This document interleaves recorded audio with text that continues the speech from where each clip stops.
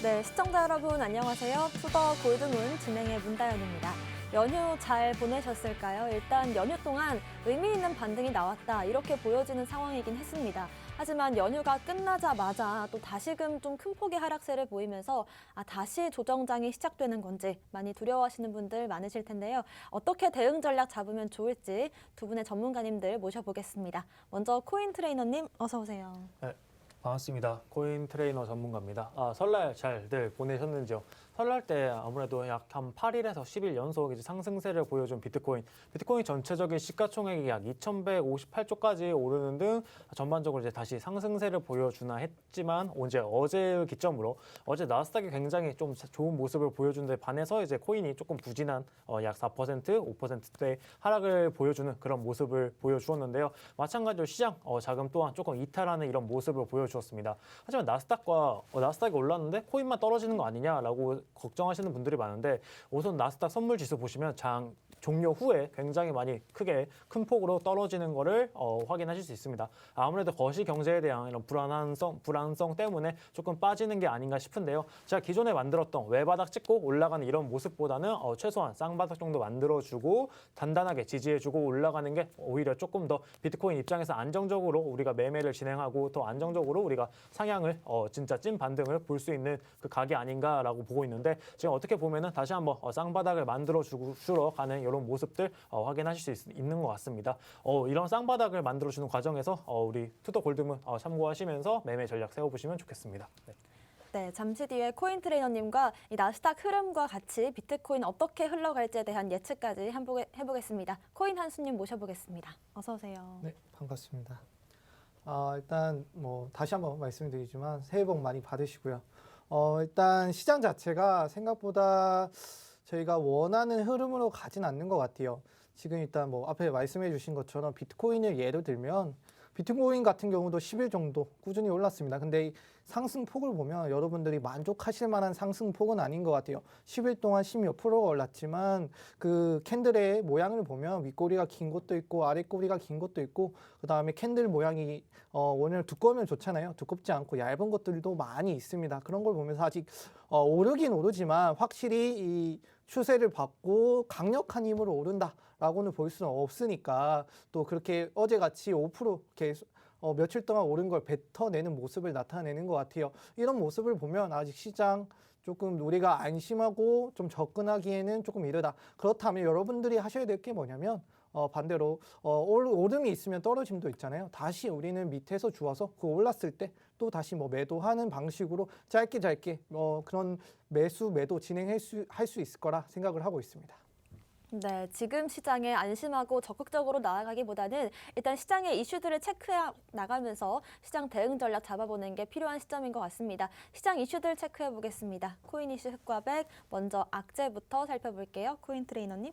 네, 제가 준비한 이제 악재는 아무래도 비트코인 가격 그 자체가 악재가 아닌가 싶습니다. 최근에 이제 40일간 기술적인 관점을 분석해 봤을 때 나스닥과 비트코인의 상관관계가 0.6이다 이런 이야기가 굉장히 많았잖아요. 근데 어제 처음으로 또 디커플링 현상이 이렇게 일어났습니다. 그렇기 때문에 제가 기존 방송에서 말씀드렸던 단기적으로 커플링이 일어났던 거는 전체적인 금융시장이 내려갔기 때문에 커플링 현상이 일어난 거고 비트코인과 기존의 이제 증권과는 조금 별개의 길을 이렇게 걸어가는 이런 모습을 보여주었는데요. 다만 이제 아쉬운 점이 최근에 이제 우리 기술주랑 나스닥 기술주랑 비트코인이 굉장히 많은 상관관계를 보여주었는데 어제 이제 어닝 서프라이즈를 굉장히 많은 기업들이 냈습니다. 애플도 정말 많이 실적을 어마무지하게 뽑아냈죠. 애플 한 분기 매출 전체가 삼성전자 1년과 맞먹을 정도로 이렇게 정말 어마어마한 어닝 서프라이즈를 뽑아내면서 기술주들이 정말 높이 올라가는 이런 모습을 보여주었습니다. 나스닥 같은 경우는 기술주가 정말 어닝 서프라이즈를 보여주면서 상승세를 보여주었지만 우리 지금 블록체인 기술, 암호화폐 기술 같은 경우는 지금 우선적으로 가시적인 성과를 그렇게 크게 보여주는 게 없었기 때문에 지금 어느 정도 조금 기술주와 조금 대비를 돼서 다른 길을 걷는 것 같습니다. 하지만 여기서 그렇게 크게 걱정하실 필요가 없습니다.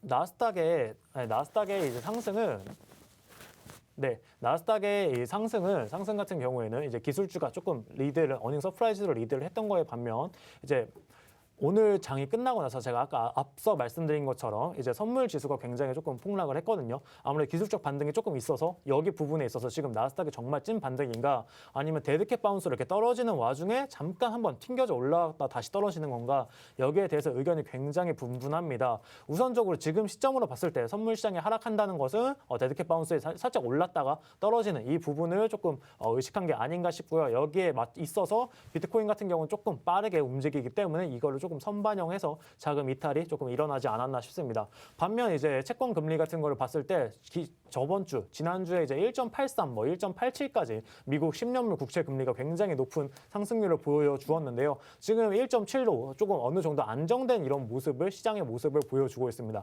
마찬가지로 어제 나스닥도 조금 안정된 너무 그렇게 크게 변동폭이 크지 않은 그런 모습을 보여주었고요. 비트코인 같은 경우는 이제 지난 10거래일 동안 연속해서 좀 상승했었고 제가 앞서 말씀드린 것처럼 외바닥을 찍고 올라가는 이런 그림보다는 확실하게 W자 반등 아니면 최소한 3중 바닥을 형성을 탄탄하게 해주고 나서 찐 반등을 하는 게 조금 더 안정적이고요. 지금 그렇기 때문에 외바닥을 찍고 올라가는 과정에서 고래들의 이제 매수세가 붙지 않은 이유가 조금 불안했기 때문 아직까지 매수 심리를 살리기에는 여기에서 이 시점에서 들어올 만한 요인이 그렇게 충분하지 않았다라고 보여집니다. 또 추가적으로 이제 거시적인 시장이 지금 현재 좋지 않기 때문에 특별한 매수세가 그렇게 크게 들어오지 않은 면도 참고해 주시면 좋을 것 같고요. 그렇기 때문에 지금 이제 하락을 하고 있는데 지금 하락폭을 보았을 때 한 35.5K, 35,500달러 정도까지는 어느 정도 한 번 더 찍고 올라갈 수 있는 기술적인 관점의 위치에 있다는 거 좀 매매에 참고하시면은 좋을 것 같습니다.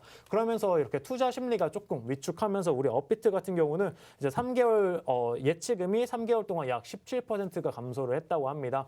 17% 감소면 거의 조금 과장해서 약 20% 정도 감소를 했다고 볼 수 있는데 아무래도 시장 자체가 굉장히 굉장히 하락을 하고 있고 기존에 이제 홀더를 가지고 알트코인을 가지고 계신 분들의 이제 손실 퍼센트가 뭐 40%, 50%, 60% 이런 식으로 계속 손실폭이 커져 가다 보니까 여기에 있어서 지금 저점이다 신규 자금을 투입하기보다는 지금 우선적으로는 여기까지만 가지고 있고 나머지 금액은 뭐 은행에 예치를 하겠다라고 마음을 먹은 투자자분들이 굉장히 많다는 거를 확인을 하실 수 있습니다.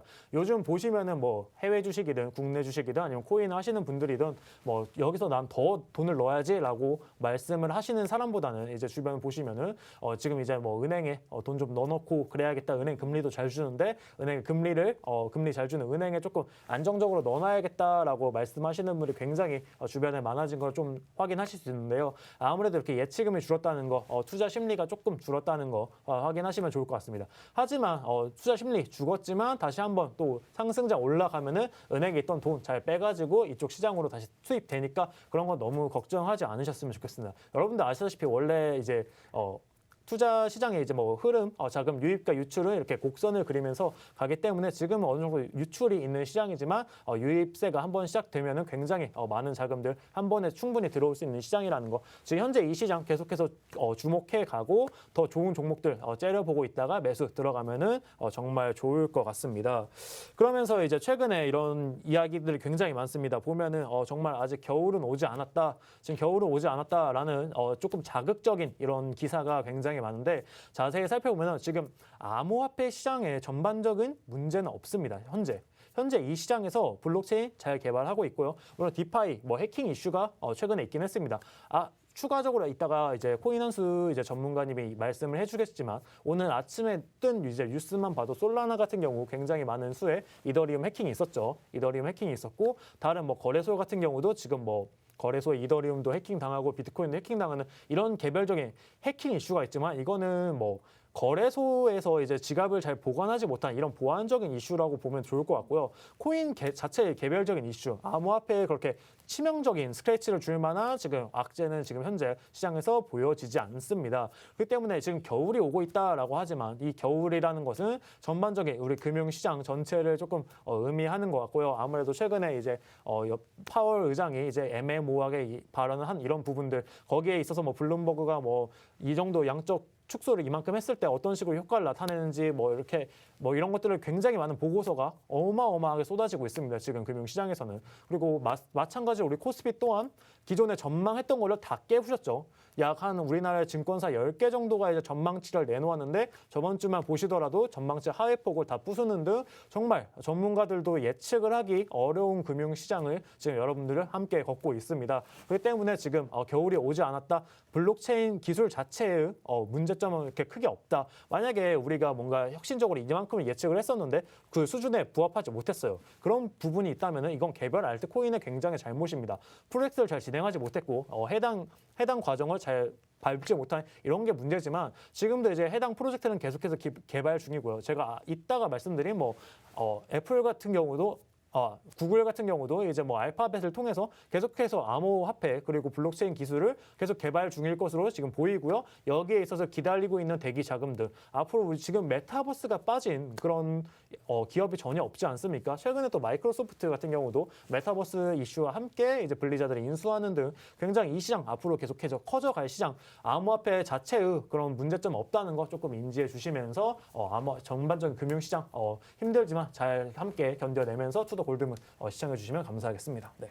네, 일단은 이 연휴 동안 있었던 나스닥과 이 비트코인 흐름들 한번 체크해 봤는데요. 오늘 아침 이 비트코인과 나스닥이 좀 디커플링 되는 모습을 보였지만 그 모습이 굉장히 좋지 않은 쪽으로 비트코인 떨어지고 나스닥이 오르는 모습으로 보여졌고 하지만 또 장 이후에는 나스닥도 같이 빠지는 모습이 연출됐습니다. 그리고 지금 상황에서 35.5K까지는 이중 바닥을 확인하러 갈 가능성이 높기 때문에 이 부분 좀 주의하시면서 투자하시는 게 좋을 것 같습니다. 코인 한수님의 악재도 살펴보겠습니다. 일단 악재 코인 트레이너님이 말씀해 주신 것처럼 지금 시장 자체의 호재, 악재 이런 건 딱히 없는 것 같아요. 근데 제가 지속적으로 말씀을 드리지만 가격과는 별개로 기업들은 열심히 이 암호화폐 시장, 이 메타버스나 그다음에 뭐라고 해요? 디파이나 이런 쪽으로는 계속 발전을 이루어가고 있다라고 말씀을 드릴 수 있고 일단 악재 간단히 이게 악재라고 봐야 될지 모르겠지만 일단은 저희 P2E 관련해서 좀 내용을 좀 말씀을 드려야 될 것 같아요.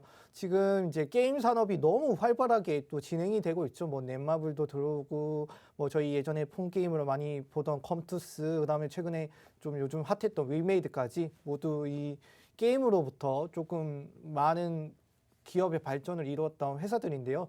이제 이 기업들도 이 메타버스, 그다음에 이제 P2E 플랫폼에 좀 더 이제 가담을 하면서 경쟁력이 좀 심화가 되고 있다. 하지만 이 P2E, 근데 국내에서는 이 P2E가 쉽게 사용을 못 하고 있어요. 많은 제재가 들어오고 있고 아직 사행성이다라는 내용이 많이 들어오고 있기 때문에 이 기업들도 아직 이 P2E에는 좀 국내에서는 말씀드리는 거예요. 국내에서는 이 P2E를 아직 제대로 활용을 못하고 있다라고 말씀을 드릴 수 있고 그리고 해외에서는 이 P2E 관련해서 계속 좀 많은 발전을 이룩하고 있습니다. 근데 그걸 가지고 조금 이런 얘기가 나오고 있어요.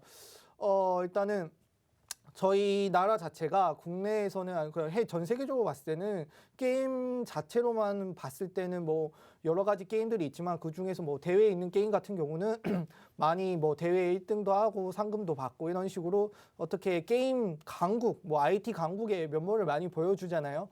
근데 이 P2E 이거를 이제 국내에는 좀 적용을 못하니까 해외에서는 조금 이제 좀 활발하고 또 유망하고 좋은 이 사업 시장으로 보고 있는데 국내 자체에서는 이거를 사행성을 좀 보니까 좀 뒤처지는 게 아닌가라는 생각을 하는 것 같아요. 그런 거 일단 아이템 베이 말씀드렸던 것 같아요. 어떤 아이템을 사고 팔고 저 같은 계정을 사고 팔고 이런 경우도 흔하잖아요. 그런 거는 사행성이 아닌가라는 좀 의문이 들기도 하고요. 근데 이거를 이제 게임 자체에서 우리가 열심히 그다음에 시간 들여서 피땀 눈물 흘려서 게임한 거를 우리가 그 대가를 좀 받을 수 없다라는 것 자체를 좀 대가를 받으려는 것 자체를 좀 제지한다, 좀 저지한다라는 게 조금 좀 아직은 이제 뭔가 좀 제재가 잘못되지 않았나라는 생각을 좀 하고 있고요. 그래서 일단 이 기업들도 이 P2E 관련해서 국내에서 너무 제재가 들어오니까 자꾸 해외로만 이제 눈길을 돌리는 거죠. 실제로 우리 강국인 이곳에서 좀 발전을 이루고 좀 성장을 이루어야 되는데 그러지 못하는 게 좀 안타깝다라는 내용도 좀 나오고 있고요.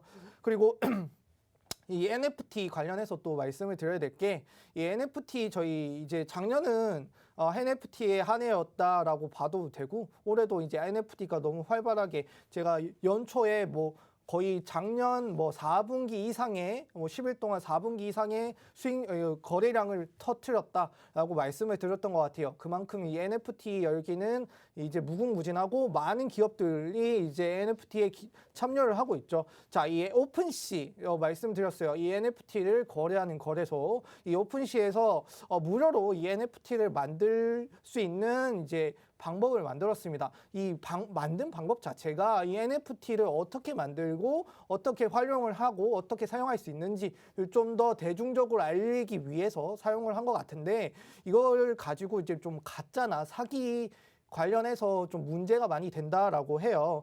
일단은 뭐 무료 발행 기능이 있는데 남의 저작권을 가져와서 마냥 내 거인 양 이런 식으로 좀 NFT를 발행해서 판매를 하고 그런 식으로 사기가 발생하는 문제가 있다라고 합니다. 이런 걸 보면서 아직 원래 일어날 그러니까 앞으로 이 성장이 커지면서 체제가 잡혀지면서 일어날 그 문제였다라고 생각을 합니다. 그래서 이런 좀 문제가 발생하는 걸 보면서 이런 문제가 있어야 그걸 가지고 저희가 고칠 수 있잖아요. 그래서 문제가 발생을 했기 때문에 그걸 보고 이런 일이 벌어지지 않도록 또 체제가 더 확실하게 잡혀가는 또 기회가 될 것 같아요. 자, 그다음 제가 비트코인 좀 전에 인사할 때 말씀을 드렸었던 것 같아요.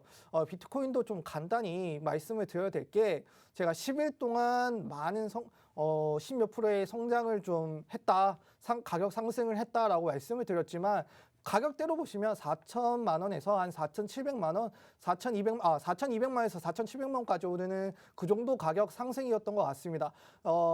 저희가 아직 충족할 만한 그런 가격대 형성은 아닌 것 같아요. 비트코인 자체는 8천만 원에서 지금 4천만 원 초반대까지 내려왔는데 나중에 이 뭐 RSI 또 비트코인 관련해서 말씀드릴 수 있는데 이 RSI를 보면 예전에 3천만 원에서 8천만 원대 갈 때 RSI 자체는 천천히 올라가는 모습을 보여줬어요. 근데 이 RSI가 제가 뭐라고 말씀드렸죠? 이거는 관심도다. 사람들이 얼마나 이 코인을 사야 되는지 좀 얼마나 매집을 해야 되는지라는 관심을 가지고 있어요. 근데 이 RSI가 많은 위치에 올라왔단 말이에요. 근데 관심도는 많이 높아졌는데 그에 비해 가격대 형성은 많이 오르지 않았어요. 이걸 또 다시 미루어 보면 원래는 어느 정도 천천히 올라가 줘야 되는데 이것이 너무 급하게 올라왔는데 그걸 가격이 뒷받침해 주지 않는 만큼 올라왔다 이거죠. 그러면 여기서 만약에 5천만 원 뚫고 5천만 원 중반까지 갔을 때 이 RSI가 지금 형태로라면 이미 과매수 그 전에 과매수 구간에 또 비슷한 모습까지 갈 거예요. 근데 저희가 원하는 가격은 8천만 원 이상이란 말이죠. 그렇게 되면 이 과매수 구간을 뚫고 쭉쭉쭉 올라가야 되는데 그러긴 쉽지 않거든요. 이런 걸 보면 아직 가격대가 조금씩 올랐지만 RSI 너무 한순간에 이목이 집중이 됐고 가격대 자체는 너무 오르락 내리락 윗꼬리가 길고 아랫꼬리가 길고 캔들의 두께는 얇다 이런 걸 보면서 가격대 자체는 올랐다 하더라도 아직 안심하기엔 이르다라고 말씀을 드릴 수 있고 그리고 이 비트코인 단기적으로 좀 보면 아직 낙관적이진 않은 것 같아요. 분위기가 너무 빨리 휩쓸리고 왔다 갔다 하는 것 같습니다. 뭐 이번 달 말에도 FOMC가 있죠. 이 FOMC에 따라 이 비트코인의 가격이 왔다 갔다 할 텐데요. 그리고 그에 의해 이 대중의 심리도 왔다 갔다 할 거고요. 좀 이 FOMC까지는 지금 가격대가 좀 계속 출렁출렁거리면서 횡보장이 될 것 같습니다. 이럴 때 뭐 너무 공격적으로 매수를 하기보다는 좀 관망하는 매수도 그다음에 좀 소액으로 잠깐 하는 매수도 좀 좋다. 좀 권유를 드리도록 하겠습니다. 네, 코인 한수님 역시 지금이 좀 투자에 유의가 필요한 시점이다라고 언급 주셨고요. 또 NFT 관련해서 사기 유형들도 짚어주셨으니까 이 부분 체크해 보시면 좋겠습니다. 오늘의 호재도 살펴보겠습니다. 코인 트레이너님. 네, 제가 이제 준비한 이제 오늘의 호재는 우선적으로 엘살바도르 이야기를 한번 진행해 보도록 하겠습니다. 이제 IMF에서 엘살바도르의 이제 뭐 재정적인 안정성 그리고 건정성 그리고 뭐 소비자 보호, 재정적인 우발적인 채무 이런 부분에 있어서 너네 지금 비트코인 법정 화폐로 하고 있는 거 이거 조금 문제가 있다라고 이제 얘기를 했는데 여기에 있어서 엘살바도르 이제 대통령 같은 경우는 너네 우리 국가에 대해서 한 기관이 이래라 저래라 할 수는 없는 거다라고 하면서 우리는 추가적으로 비트코인을 더 구매를 하겠다. 된다라는 식으로 이제 대응을 했습니다. 그러면서 이제 엘살바도르 같은 경우는 이제 정부 자금으로 비트코인을 계속해서 지금 담고 있습니다. 이렇게 비트코인을 지속적으로 담고 있지만 비트코인 지금 현재 평단을 이제 보았을 때 엘살바도르 같은 경우는 약 이제 한 5,300만 원대, 5,300만 원, 약 5천만 원대, 한화 5천만 원대의 이제 가격을 이제 유지를 하고 있는데 지금 이 순간에도 지금 약간 좀 저점이다라고 하면서 지금 지속해서 담고 있는 이런 모습을 보여주고 있고요. 여기에 있어서 그치지 않고 엘살바도르 같은 경우는 비트코인 기반 이제 채권을 발행을 한다고 합니다. 비트코인 기반 채권이라고 하면은 아무래도 비트코인 가격 변동성이 굉장히 심하기 때문에 이걸 기반으로 어떤 식으로 채권을 발행할지는 조금 더 지켜보는 게 좋을 것 같지만 이런 식으로 금융 상품을 파생 상품이라고 하죠. 이런 식으로 파생 상품을 만들어낸다는 거는 정말 조금 긍정적으로 이제 보일 수 있긴 합니다. 다만 이제 엘살바도르의 이제 뭐 재정 건정성이나 얘네 이 국가가 만드는 이제 상품 등의 뭐 신용 등급 등을 봤을 때 그렇게 뭐 크게 정말 안정적으로 얘네가 비트코인 기반 채권을 만들 거라고는 조금 예상되지 않으니까 이런 부분은 나중에 투자를 만약에 하게 되신다면 만약 거의 없으시겠지만 하게 되신다면 조금 주의하는 게 좋아 보입니다. 그러면서 이제 알파벳 같은 경우 구글의 이제 모 회사죠. 최근에 이제 구글이 또 컨센서스를 굉장히 상회하는 이런 영업 실적을 보여주면서 굉장히 또 주가가 상승하는 모습을 보여주는데 거기에 이제 자회사가 있습니다. 구글의 자회사로 여러 가지가 있어요. 여러분들 정말 잘 아는 유튜브 같은 경우 구글의 자회사죠. 최근에 이제 우리나라에서 조금 문제가 되는 부분이 정말 뭐 LG 화학에서 LG 에너지 솔루션 알짜 기업을 빼는 게 아니냐 뭐 이런 이슈가 있는데 구글 같은 경우는 유튜브라는 정말 알짜 기업을 가지고 있지만 지속적으로 앞으로 계속하고 유튜브는 상장시킬 계획이 없다 이런 식으로 말을 하는데 이런 구글의 밑에 또 이제 알파벳이라는 자회사가 있습니다. 알파벳이라는 자회사는 굉장히 혁신적인 것을 많이 하는 정말 이제 남들이 잘 모르는 이런 거에 왜 투자를 하지? 정말 이건 신기한 기술이네라고 하는 좀 미래에 선도해 나가는 그런 곳에 투자를 굉장히 많이 하는 기업으로 되어 있습니다. 이 기업에서 알파벳이 이제 4분기 결산 회의에서 웹 3.0 관련 이제 질문을 받았을 때 여기에 있어서 뭐 유튜브나 구글 맵 같은 그런 서비스에 블록체인을 짜놓는 방식을 이제 적용을 할 거다라고 얘기를 했습니다. 구글 맵 전 세계 사람들 굉장히 많이 쓰죠. 우리나라 같은 경우야 뭐 네이버 지도 쓰지만 구글 맵 전 세계적으로 굉장히 많이 쓰고 막상 써보신 분들은 굉장히 정확하다는 거 아마 아실 거예요. 굉장히 내가 예측 시간을 봤을 때 굉장히 정확하게 다 맞습니다. 버스든 뭐 지하철이든 대중교통이든 정말 거의 뭐 오차가 거의 나지 않는 그런 지도도로 굉장히 유명한데 여기에 이제 NFT 서비스를 이제 NFT와 이제 블록체인 서비스를 기반으로 이제 도입을 한다고 합니다. 그러면서 또 유튜브에 NFT를 도입한다는 이런 야심찬 계획도 내었는데요. 최근에 유튜브가 이제 인기 유튜버인 이제 하카킨이라는 유튜버한테 NFT를 증정한 사례가 있을 정도로 구글 밑에 자회사인 알파벳 그리고 유튜브 이렇게 굉장히 큰 규모의 이제 기업들을 계속해서 지금 시장에서도 이제 투자를 해 나가고 있고 앞서 말씀드린 것처럼 뭐 메타버스, NFT, 블록체인은 지금 한 세트로 묶어가지고 지금 모든 기업들이 다 이쪽 방향으로 나아가고 있는 이런 모습을 보여주고 있습니다. 그러면서 이제 또 미국 상원 의원 이제 디지털 자산 청문회를 이제 열었습니다. 그러면서 CFTC 암호화폐 규제 어디까지 이제 해야 하나 이런 거 관련해서 이제 얘기를 했었는데요. CFTC는 이제 상품선물거래위원회입니다. 상품선물거래위원회에서 너네 암호화폐 선물 거래하는 거 우리가 어디까지 규제를 해야 되고 디파이 같은 경우는 어떻게 규제를 해야 되는지 이런 거에 관한 이제 청문회를 2월 9일날 이제 디지털 자산 청문회를 이제 연다고 합니다. 그러면서 여기에 있어서 이번에 좀 핵심 사항으로 된 게 이제 디파이입니다. 디파이에서 디파이를 감시하고 여기서 있어서 디파이 안에 있는 고객들의 자금을 보호하기 위해서는 우리가 어떻게 조금 해 나가야 되는지 여기에 관해서 조금 이제 좀 이야기를 많이 나눈다고 하는데요.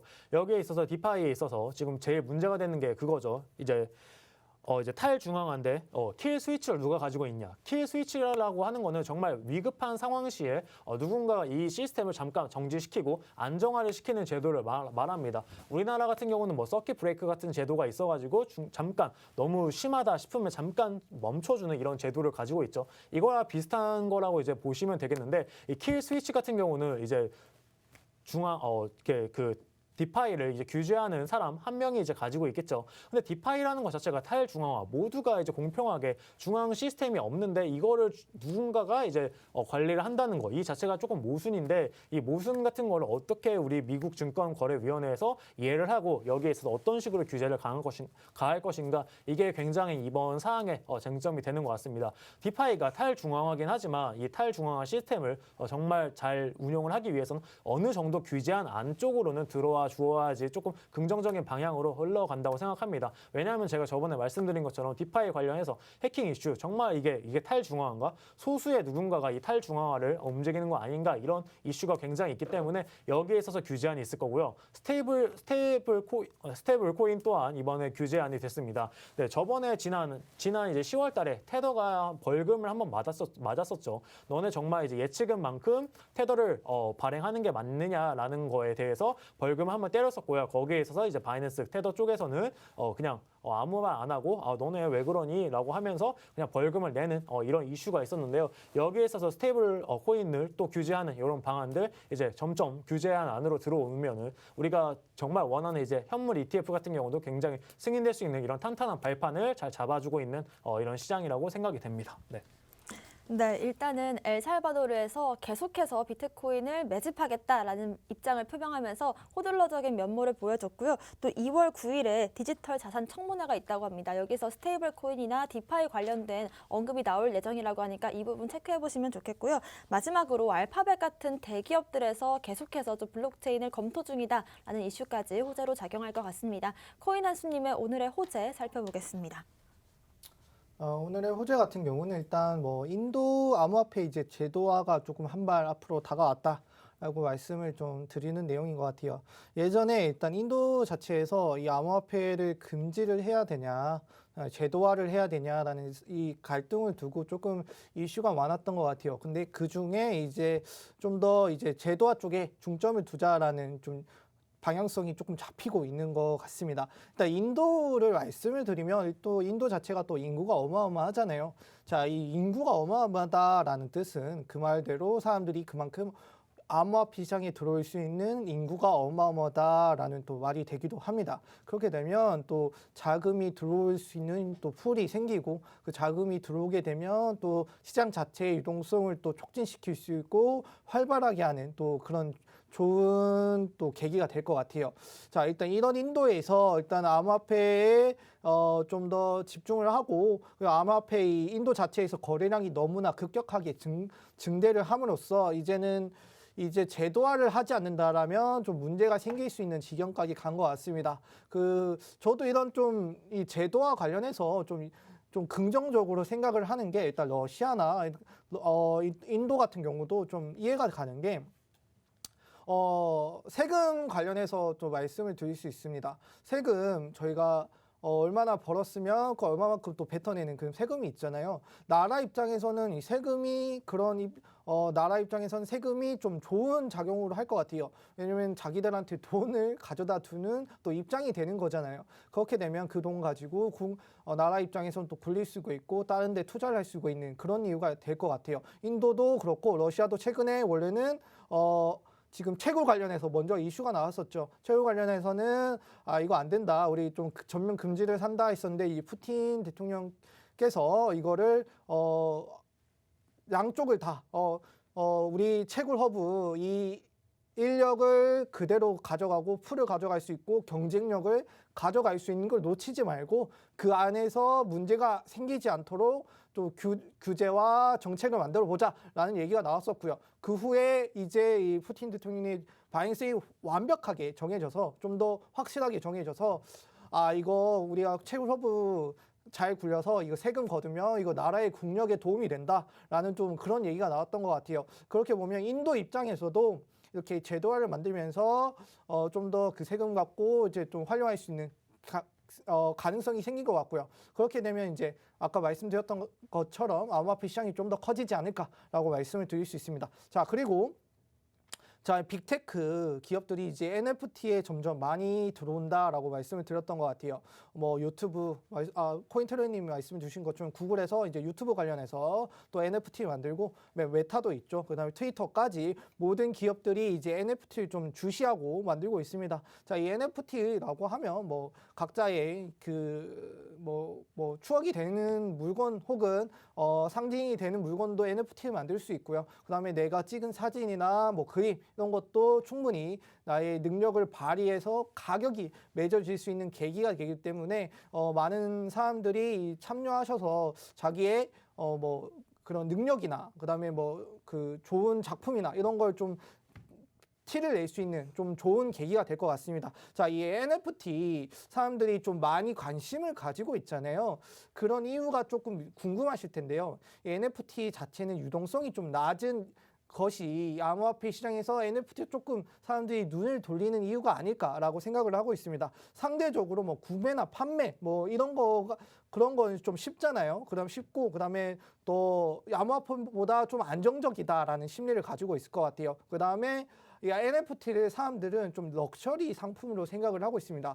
저도 아직 NFT를 이렇게 구매를 하진 않았던 것 같아요. 왜냐하면 NFT 뭔가 아직 이렇게 구매를 하기에는 조금 뭐 구매를 하긴 쉽지만 뭔가 진입 장벽이 아직 있다라고나 할까요? 그래서 NFT를 직접적으로 구매하는 거에 대한 조금 아직은 꺼리낌이 있는 것 같아요. 그래서 이걸 한번 들어가는 사람들은 이걸 가지고 이제 부피를 키우려는 또 가지고 있고 이걸 또 묵혀두면 또 가격이 올라가잖아요. 똑같은 NFT도 묵혀서 가격이 올라가는 그런 모습을 또 기대할 수 있을 것 같아요. 그리고 이 SEC 또 말도 많고 탈도 많은 SEC에서 일단 비트코인 현물 ETF 승인 결정을 또 연기했다라는 얘기가 나오는데 저는 이 연기했다라는 내용을 그렇게 나쁘게 보진 않았던 것 같아요. 왜냐하면은 예전에 이 현물 ETF 승인 관련해서 많은 제출이 나왔었는데 그거는 단번에 많은 거절이 있었거든요. 근데 이번에 이제 비트와이즈에서 비트코인 현물 ETF 승인을 관련해서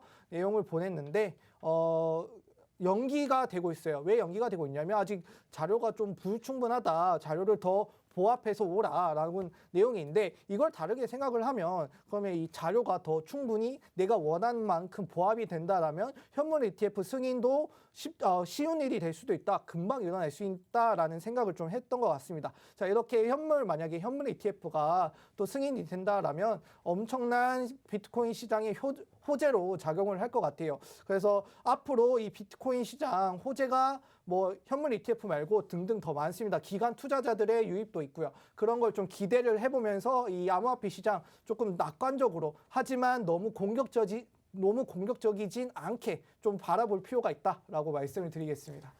네, 인도에서 암호화폐로 인한 소득세 30%를 물린다 이런 식으로 제도화를 만들어 나가고 있는 게 점점 이 글로벌 자산 시장에 암호화폐를 인정하고 있다 이런 움직임으로 보이고요. 그리고 또 NFT 관련해서 일반인들도 계속해서 많이 사들이고 있다는 점, 홀릭이 많아지고 있다 이런 점도 큰 호재로 작용할 것 같습니다. 오늘도 코인 이슈 흑과백 살펴봤고요. 저희는 잠시 뒤에 코인쿡으로 돌아오겠습니다.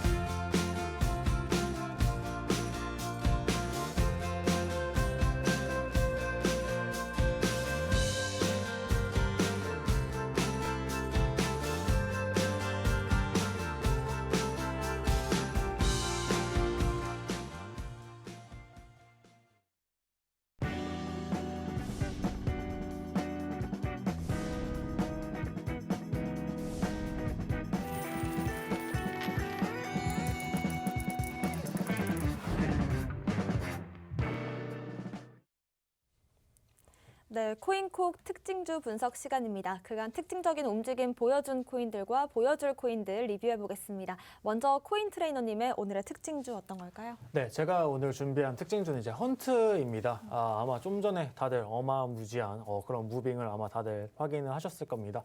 우선적으로 헌트 그러면 뭐 하는 애냐, 뭐 이슈가 있냐라고 물어보시면 헌트 같은 경우는 뭐 소셜 기반, 뭐 탈중앙 뭐 플랫폼을 뭐 하나로 연결하는 뭐 이더리움 20 기반의 뭐 이런 플랫폼이다, 뭐 이렇게 토큰이다, 뭐 이것저것 뭐 소셜 기반의 뭐 디앱들을 서로 뭐 상호작용을 하는데 뭐 이용하는 뭐 이런 앱이라고 되어 있고요. 이거는 뭐 자세한 거 뭐 한번 보시면 더 디테일하게 보실 수 있는데 이런 이슈 제외를 하고는 지금 헌트 같은 경우는 지금 시장에 딱히 나온 이슈가 전혀 없습니다. 이슈 없이 그냥 무지성으로 정말 상승을 정말 보여주었던 그런 코인이고요. 오늘 기준으로 봤을 때 한 1,800원까지 지금 올랐다가 100% 넘게 상승을 한번 했다가 지금 16% 상승을 해서 1,800원에서 지금 952원으로 지금 하락을 한 거의 이제 순식간에 반토막을 내버린 정말 무지막지한 그런 움직임을 보여준 그런 코인인데요. 이게 비단 오늘의 이슈는 아니고요. 어제, 오늘 이틀에 이어서 이렇게 높은 상승을 보여주었습니다. 이런 코인들 어떻게 하면 좋을지 한번 차트랑 함께 한번 보도록 하겠습니다.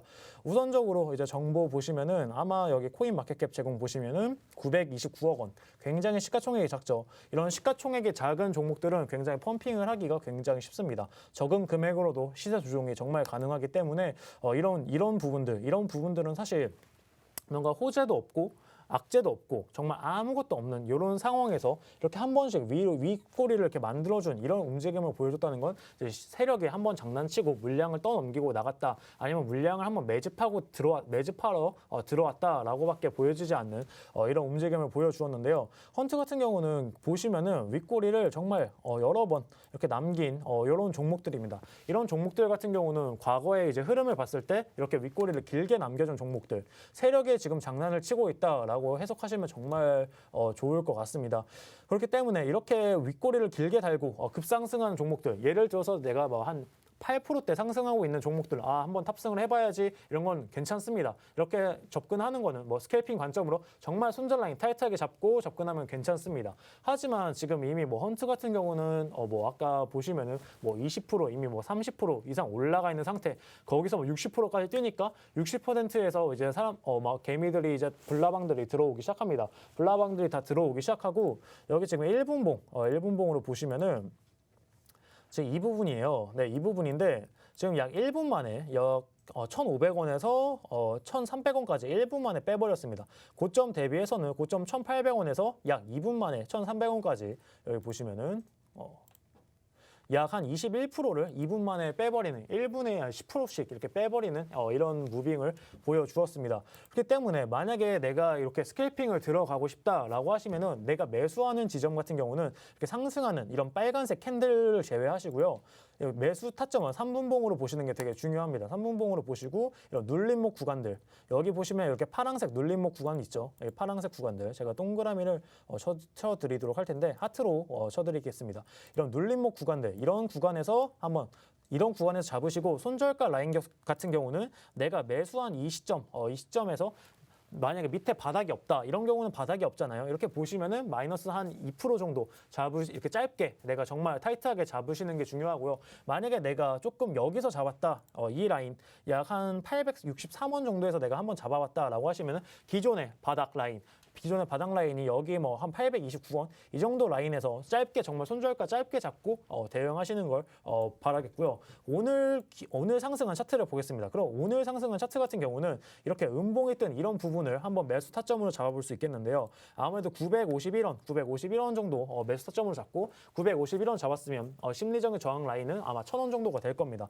1,000원 정도 이런 구간들 이제 목표가로 잡고 1차적인 목표가 잡고 그다음에 이런 구간 탑승하시는 게 좋고요. 그럼 매도 타점이 굉장히 궁금하실 텐데 매도는 어떻게 잡냐라고 보시면은 매도 같은 경우는 제가 1분봉 굉장히 움직임이 컸기 때문에 1분봉 기준으로 봤을 때 여기 보시면 고점은 계속해서 높여져 가고 있습니다. 근데 보시면 RSI 비율을 봤을 때 RSI는 점점 낮아지고 있어요. 이렇게 되면 하락 다이버전스가 이제 예상되는 이런 구간이거든요. 고점은 점점 높아져 가는데 RSI는 점점 낮아져 간다라고 보시면은 점점 앞으로 매도세가 나오겠다라고 추가적인 폭락이 있을 수 있겠다라고 예측하시는 게 좋을 것 같습니다. 네. 네, 일단은 헌트를 통해서 급등하는 코인들 어떻게 매매하면 좋을지 매매 전략과 팁 알려주셨습니다. 참고하시고요. 코인 한수님의 오늘의 특징주 빠르게 살펴볼게요. 예, 빠르게 살펴보겠습니다. 일단 솔라나 제가 들고 왔는데요. 뭐 솔라나는 저번 주에 제가 한번 말씀드렸던 것 같아요. 3월 달에 아마도 이 업데이트가 종료가 되면 1년 후에 이제 베타가 끝나고 실제 정규 버전이 출시가 될 것이다라고 했는데 그 이후에 그럴듯할 가격 상승은 없었던 것 같아요. 오르면 뱉고 조금 그런 모습을 보이고 있고 이번에 가져온 이슈는 일단은 솔라나 기반의 이제 토큰 두 종이 이제 코인보이스에 상장이 된다라는 내용이 있고요. 그리고 이제 솔라나가 자기 주도하에 이제 솔라나 페이를 만들고 있다라는 내용이 있습니다. 그래서 이제 솔라나를 가져와 봤는데요. 일단 솔라나 차트 한번 바로 말씀을 드릴게요. 가격 자체는 지금 현재 12만 1,000원대에 좀 유지를 하고 있어요. 최근에 13만 후반대인가요? 13만 후반대 것까지 좀 올라가는 14만 원대까지 올라가는 모습을 보여줬는데 일단은 비트코인 떨어지면서 같이 좀 떨어지는 모습을 보이고 있습니다. 일단은 아마도 일단 시장 자체에 영향을 좀 많이 받는 모습을 보이고 있고요. 예, 지표상으로는 현재 이제 RSI 같은 경우는 너무 제가 일방적으로 올라가면 안 좋다라고 말씀을 드렸던 것 같아요. 근데 꺾이는 건 좋으나 그 가격대가 많이 안 떨어져야 되는데 조금 많이 떨어지는 모습을 보이면서 최대한 최근 좀 오랫동안 이 횡보 형태가 좀 유지가 될 거다. 가격대가 오르더라도 천천히 좀 지속적으로 오지 않을까라고 말씀을 드릴 수 있고 지표상으로는 MACD 상으로는 아직 이 골든 크로스 추세가 나쁘지 않다라고 말씀을 드릴 수 있을 것 같습니다. 네, 좋습니다. 이렇게 솔라나 매매 전략 세워봤고요. 이번에는 공략주 한번 살펴보겠습니다. 코인 트레이너님. 네, 제가 준비한 이제 공략주는 이제 밀크 코인입니다. 우리 밀크 코인 다들 엄청 다들 아실 텐데 뭐 야놀자랑 같이 이렇게 가는 그런 코인이죠. 밀크 코인 이제 자세한 설명은 뒤로 하고 오늘 차트부터 한번 같이 보면서 얘기를 해보도록 하겠습니다. 우선 밀크 코인 제가 이제 준비를 해왔는데 오늘 조금 올라가는 이런 모습을 보여주고 있네요. 자세하게 정보 보시면은 시가총액 같은 경우는 약 한 2천억 정도로 이렇게 나쁘지 않은 준수한 수준을 보여주고 있습니다. 밀크 코인 같은 경우는 여기 보시면은 지금 기존에 추세 라인 상승하던 이 추세 라인을 이제 이탈을 했습니다. 이 라인에서 이제 이탈을 주었고요. 이탈을 한 이후로는 정말 조금 정말 가파르게 좀 빠지는 이런 모습을 보여주었습니다. 아무래도 다른 시장 전체가 지금 빠짐에 있어서 지금 여기가 12월 달인데 12월 달부터 지금까지 정말 숨 쉴 곳 없이 지금 쭉 빠지는 이런 모습을 보여주었는데요. 다만 다행인 점은 거래량을 그렇게 크게 동반하지 않은 하락을 보여줬다는 거. 거래량을 동반한 이제 음봉이 없었다는 거는 이제 기존의 홀더들이 잘 이제 홀딩을 하고 있다라고 보시면 좋을 것 같습니다. 지금 여기 보시면은 오늘 가격대 라인의 윗꼬리를 테스트하고 있는데 지금 이 테스트하는 요 라인 자세하게 보시면은 기존에 우리가 바닥을 이루어줬던 라인입니다. 이 부분 한 번, 두 번 그리고 기존의 요 라인을 바닥을 잘 지지하지 못하고 1,060원, 1,070원대 라인에서 지금 테스트를 하고 계속 떨어지는 이런 모습을 보여주고 있는데요. 지금 현재는 또 여기 보시면 21선 위로 테스트를 거치고 있어요. 21선을 계속 터치를 하고 있고 기존의 이제 바닥 라인을 계속해서 터치를 하고 있다. 계속 뚫으려는 움직임이 굉장히 강하다라고 보시면 좋을 것 같고요. 마찬가지로 RSI 비율 또한 지금 매수세로 지금 들어오고 있는 매수를 하고 지금 올라가려는 움직임을 보여주는 그런 움직임을 보여주고 있습니다. 그렇기 때문에 지금 제가 추천드리는 매수 전략 구간은 1,040원 이하, 1,040원에서 1,000원대에서 매수하시는 거 추천드리고요. 손절가 라인 같은 경우는 좀 타이트하게 이 라인으로 잡아보도록 하겠습니다. 밑에 꼬리 라인 900원 정도, 약 900원 정도 손절 라인 좀 타이트하게 잡고 가겠고요. 목표가 라인은 기존의 음봉의 시작점 라인인 이 박스권 매물대 라인이 이제 1,335원 정도까지 한번 잡아보도록 하겠습니다. 이렇게 지금 매수세가 잘 들어오고 있고 계속해서 박스권 상단을 터치를 해주고 있는 이런 움직임을 보여주고 지금 볼린저 밴드 또한 지금 이제 하락을 하지만 조금 좁혀져 가면서 지금 5일선이 21선 위로 올라가려는 이런 골든 크로스가 같이 나오고 있습니다. 다만 아쉬운 점은 정말 찐 골든 크로스다라고 보시려면 거래량을 약간 동반한 골든 크로스가 조금 나와야 되는데 그 부분은 지금 오늘 조금 아쉽긴 해요. 정말 진짜 골든 크로스는 아니지만 지금 어느 정도 골든 크로스가 단기적으로 일어났고 추세의 전환이 일어나는 국면에 지금 들어와 있다. 추가적으로 MACD 같은 경우도 봐도 히스토그램이 지금 양봉에서 놀고 있는 이런 모습을 확인하실 수 있습니다. 모든 지표가 지금 우상향을 바라보고 있고 바닥을 잘 지지를 해주고 있으면서 박스권 천장을 터치를 해주고 있는 이런 부분을 봤을 때 종합적으로 봤을 때 밀크코인 지금 매수해봐도 나쁘지 않을 것 같은 그런 자리에 위치해 있다. 다만 손절가 라인은 타이트하게 잡고 900원대 라인 타이트하게 잡고 접근하시는 게 좋아 보입니다. 네. 네, 좋습니다. 밀크코인 같은 경우에는 야놀자 코인으로도 유명해서 많은 분들께서 관심 가지실 것 같은데요. 제시해주신 매매 전략 참고하시길 바라겠고요. 특히나 지금 같은 시장에서는 손절가를 좀 타이트하게 잡고 가야 된다는 점, 그리고 골든 크로스가 떴지만 일단 거래량이 조금 아쉽다는 점까지 멘트해 주셨습니다. 코인 한수님의 공략 코인 살펴보겠습니다. 네. 오늘 제가 가져온 코인은 일단은 김치 코인 중에 하나인 모스코인 하나 들고 왔습니다. 뭐 모스코인 같은 경우는 뭐 간단히 말씀을 드리면 모스랜드라는 곳에서 저희가 흔히 아는 부루마블이 있잖아요. 부루마블 같은 곳에 보면 저희가 거기 갔을 때 거기 있는 뭐 부동산을 사고 나라를 사고 건물을 짓고 하는 데 사용하는 뭐 부루마블 코인 같은 거를 실제로 이제 랜드라는 곳에서 구입할 때 판매할 때 쓰는 코인이라고 보시면 될 것 같아요. 자, 일단은 이 모스코인 바로 뭐 차트부터 한번 들어가는 게 나을 것 같아요. 그리고 이 차트 들어가기 전에 제가 저번 주에인가요? 샌드박스 한번 추천을 드렸는데 아마 목표가 전에 제가 무료 단톡방에서 매도하시라라고 말씀을 드린 적이 있어요. 아마 5,000원대 매도를 하셨으면 25% 정도 수익을 보셨을 텐데 일단 뭐 그렇게 일단 지금 시장에서는 제가 목표가 전에 아마 매도 사인 한번 드릴 것 같아요. 그렇게 맞춰서 언제 떨어질지 모르니까 그때 차트 맞춰서 매도를 좀 권유를 드리도록 하겠습니다. 바로 보도록 할게요. 일단 모스코인 현재 일단은 225원을 가지고 있는데요. 제가 이걸 좀 추천을 드리고 갑자기 이렇게 제가 원하는 245원을 넘었을 때 매수를 하라라고 권유를 드리려고 했는데요. 갑자기 이렇게 상승하는 모습, 이게 5분 동안 한 10분 동안 있었던 오름과 하락입니다. 자, 이런 걸 보면서 생각을 했던 게 갑자기 이게 왜 이렇게 올라가지? 라고 생각했는데 이거는 그 전날 세력들이 올라갔다가 물려있던 걸 다시 소화하기 위해서 또 펌핑을 시키고 다시 뱉는 모습을 하고 있어요. 그래서 5분 보고 이렇게 봤을 때는 지금 좀 들어가기에는 좀 리스크가 있다라고 말씀을 드릴 수 있고 만약에 그러면은 이 추세가 세력들이 들어왔다 다시 나가는 이 반복을 이틀 동안 하고 있는데요. 그러면 적어도 이 가격대는 다시 와줘야 그 매물대에 물려있는 사람들을 소화시켜주는 가격대는 있어야 이걸 들어가기에 좀 안정적이다라고 말씀을 드릴 수 있을 것 같습니다. 그래서 일단은 그 전날 엄청 긴 윗꼬리를 말면서 내려왔죠. 그래서 그 윗꼬리 가격대만큼은 좀 넘어주라라는 가격을 245원으로 잡았습니다. 자, 245원을 잡으면 이제 박스권이 형성이 되거든요. 그 위에 올라가면 제가 흔히 말씀드리는 박스권이 형성이 된다라고 말씀을 드리는데 자, 이 박스권을 보시면 아마 여기서부터 여기까지일 거예요. 여기서 보시면 일단은 첫날 급상승으로 인해서 이 박스권을 바로 이탈을 했었죠. 그 후에 하락을 하면서 조금씩 가격이 왔다 갔다 하는 모습을 보고 있는데 여기 보시면 위에 캔들이 많아요. 위에 캔들이 많다라는 뜻은 지금 아래 캔들이 몇 개가 없죠. 이 아래 캔들이 없으면 이 가격대만 조금만 더 뚫어준다라면 금방 위에까지 올라간다라는 말이 되기도 합니다. 그러니까 그 박스권에서도 뭐 이게 상단, 중단, 하단을 나눈다라면 하단에는 매물대가 별로 없고 중단과 상단에 많다라는 뜻이에요. 그러면 하단에서 매물대를 금방 소화할 수 있는 또 그 가격대가 형성이 돼 있는 거고 중단 상단까지는 이제 매물대가 어느 정도 받쳐주면 금방 올라간다라는 뜻이 될 것 같아요. 그리고 이제 RSI 지표를 보면 예전에 이때 RSI랑 지금 RSI랑 좀 비슷하고 가격대도 비슷한 것 같아요. 근데 이렇게 되면 지금 제가 말씀을 드렸었죠. RSI 같은 경우도 너무 급격하게 올라가면 이전에 RSI까지 가지도 못했는데